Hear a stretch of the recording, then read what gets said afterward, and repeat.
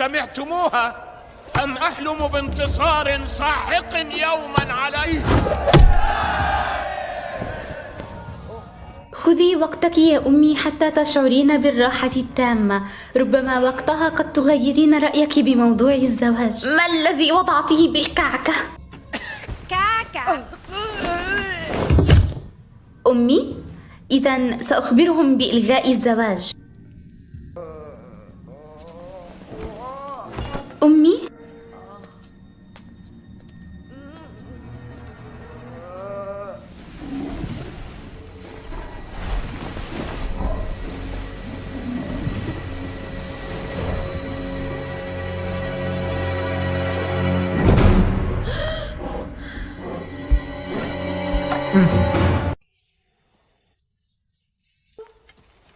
خذوني لكوخ الساحرة. أنا هنا. فهمت، لا تريدون الظهور وأمي تراكم. لقد كنت أقف هنا وضوء ظهر فجأة هناك، ثم صف من الأضواء قادني في الغابة.